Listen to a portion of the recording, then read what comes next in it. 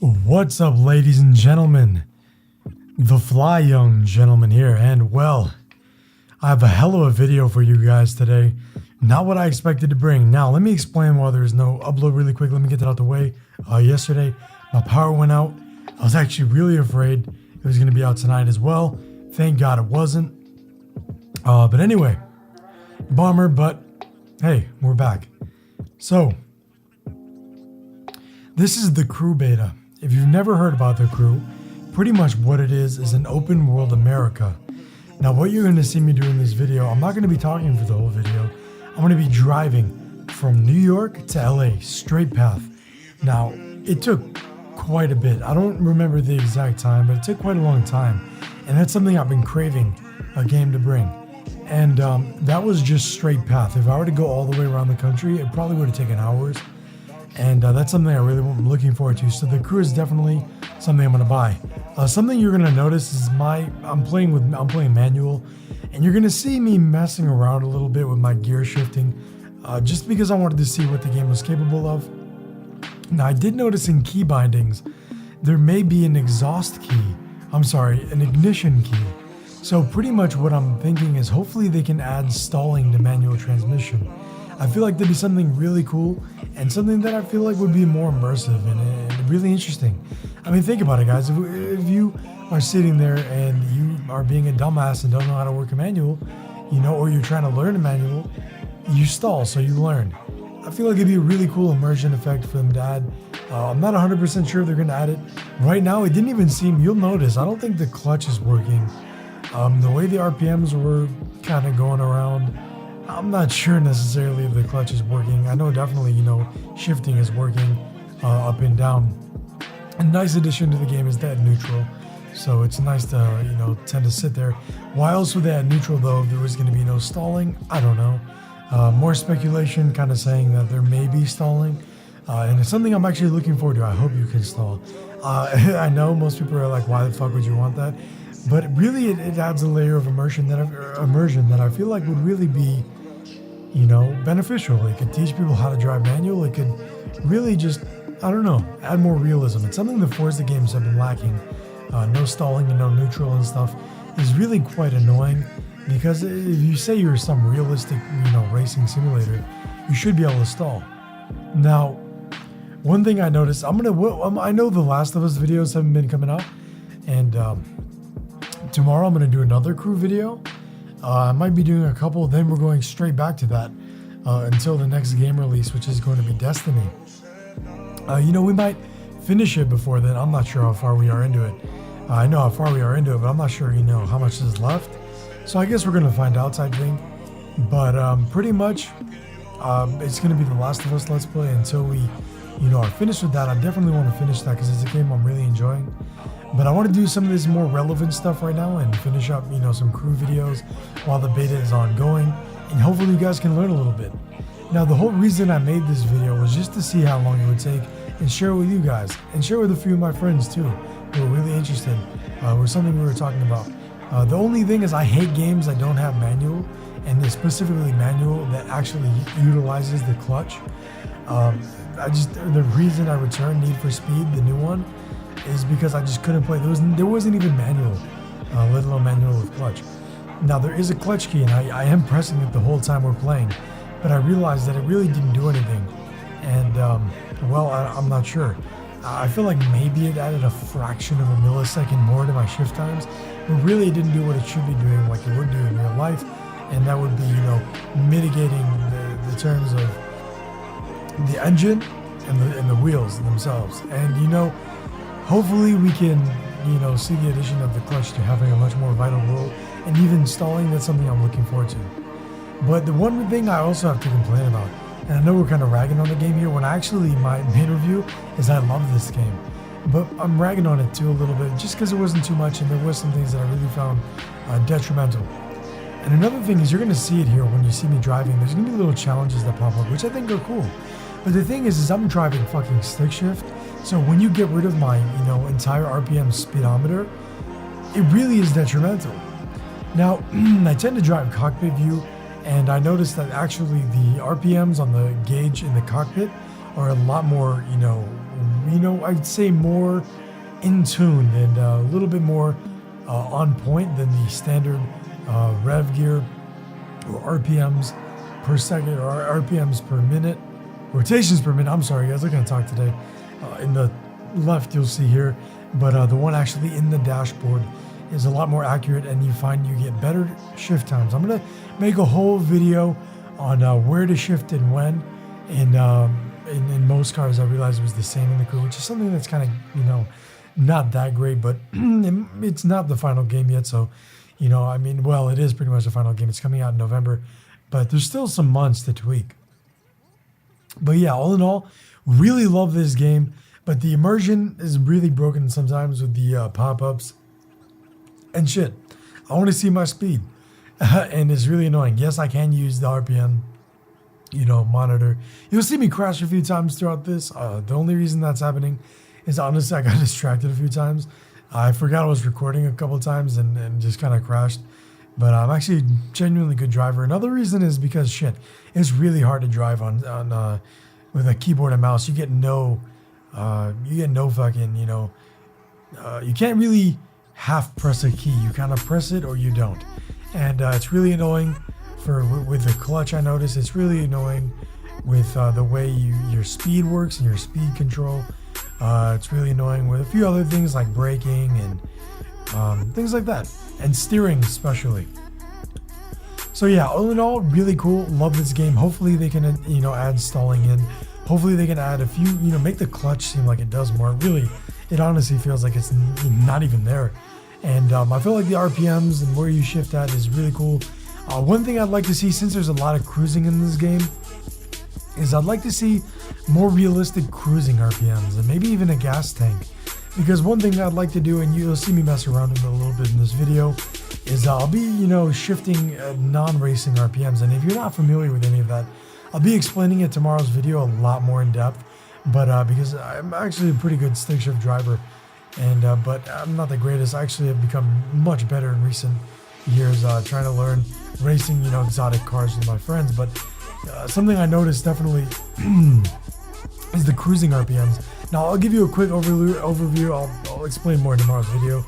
But pretty much what it is like when you're driving for long periods of time on highway, you may be going into a much higher gear than you normally would if you're racing. Now, when you're racing, you want to generally shift at a much, much higher RPM.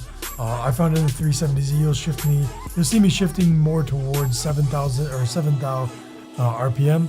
And the reason is because I found like that was a very nice shift time, traction, with not going too far ahead of the clutch, things like that. I felt like it was really a smooth shifting point. And it varies in all cars, but this game kind of is all sitting around the same part. But I realized around 7,000 RPM is really where things started to shine and it was time to shift. And the thing is that's perfect when you're racing, but when you're sitting there fucking driving on the highway, driving in this game at like 100, my average probably about 130 miles an hour, you don't want to be constantly shifting between 5th and 6th and 4th. Because and that's another thing, the gears on this car in the game are unrealistic. I've driven a 370Z before. I never owned it, but I've driven it. Unrealistic. But yes, I did tune it a little bit. That can play into it. Anyway, I also want to be able to change differentials. I love that about Forza Horizon. It really was something that really helped my racing. And anyway, that's another game too, guys. Forza Horizon 2, big game I'm looking forward to. Massive game, matter of fact, I'm looking forward to because I love Forza Horizon so much.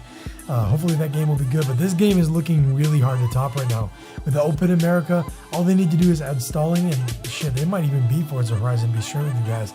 And doesn't mean I'm not getting Forza Horizon. I'm definitely going to get it just because that's an iconic game to me. I love it, and I love the gameplay, and it seems like they've done nothing but improve it, and that's all good for me. And plus, this is Ubisoft. Another complaint I have, guys, and I hope you made it this far into the video, is there's definitely going to be microtransactions to a massive scale in this game. As you can tell, when I go into I'm not sure I go into the shop in this gameplay. Actually, I'm sorry, I didn't. But there's this thing called, I believe it's crew bucks. There's going to be bucks, and there's, I believe, crew bucks. And you have to earn them, and I have none, so you obviously can't earn them. I guess you have to pay for them. And most things when you're about to buy it, it says, well, you can pay with it with bucks or you can pay with it with the blue ones, which are crew bucks, I believe. And that's a major problem. People are going to be able to outrace you and stuff without any skill and progression through the game. So really that's something I have to, I have to say downside. But hey, it's not going to be affecting me too much because I'm going to be racing all same class if they have that. I'm also going to be racing a lot with free roam. Most of my time playing this game is probably going to be driving with a few friends that are going to get this game and just driving. Honestly, just talking and driving, enjoying it. It's going to be a good time and going through races. I'm going to be racing definitely. That's something I like to do. But usually, this is going to sound way too bad. But you know what? Fuck you. I'm going to say it anyway. Me and my friend Tyler would play Forza Horizon, religiously. And we got so fucking good at the game that we literally would go into games where we would just destroy everyone. We would never lose. And we would fuck around and use cars that were like way underclassed for the race. You see people with their Bugattis and their Koenigsegg Agueras and CCXs, and you see all that bullshit. And we'll pull in, with the lowest class R, racing car we could find in the R1 tier. We'd find, some shit of the shit car, and yes, the Hennessy Venom GT is great, but not when you're actually trying to race with it. We try and race with that, we'd fuck around because you cannot launch with that car. Fully upgraded, the launch on that car was so bad. The spin out was so real because I play with no assists. I play all manual clutch, full simulation. But that's just how I like to race, to be honest. Also, one thing I want to see is I hope you get an advantage over players who don't use manual. And that may sound really stupid, but hear me out. Forza 5 didn't do it very hard. Forza Horizon did. I would destroy kids who were using manual. You got a speed boost, definitely. And you also got a money credit boost at the end of each race, which is really cool and beneficial for you to learn because a lot of those cars are manual. But with the crew, I noticed I was racing this random, guy. That's the thing, it's open world. There's this random guy just sitting there at a stoplight. And I looked at him, I revved my engine a few times in neutral, and he seemed to rev back. So I said, hey, cool, he wants to race. So I went into a chat, got him to this UV chat thing, added him, and then we set a map, and it was about roughly, I'd say 50, 60 miles, and we were going to race the whole thing, and we did. Very fun, very cool guy. Shout outs to you. I'm sorry I don't remember your name, but I remember your real name, David, but I don't remember your gamerttag. You're very cool. Shout outs to that. We raced a little bit. It was really cool. We just, we both mutually wanted to race and kind of leisurely race. It wasn't like, fuck you, I'm going to go rev max level. No. We were just kind of leisurely racing. I ended up winning. Yeah, but, that said, I'm the best fucking racing player in the world. Self-pronounced. But very fun. This game is definitely something with a shit ton of potential. Something I'm definitely going to be buying and I really am enjoying right now. And you're going to see some videos. I'm going to be posting as many videos as I can. And I'm just going to be trying to put up as much content until the beta's over. And yeah, I'll be putting Last of Us. Don't worry if you're a big Last of Us fan. It's not over. Don't be afraid. It's coming back. I promise, baby. It's coming back. And yeah, so pretty much it. Sorry about the power outage yesterday. Literally nothing I could do. Didn't want to hook it up to the generator because if it ran out of gas or something in the middle of me trying to record, or my PC even on, it could be detrimental, seeing as the power went out halfway through recording a video for the crew beta when it did go out initially. But yeah, guys, pretty simple. All I had to say. Hope you enjoyed the video. I really enjoyed making it, actually. I don't know if you can tell I'm smiling right now. And really cool shit. So, the Fly Young Gentleman here. Remember to have class and get that ass. I'm out. See you next time.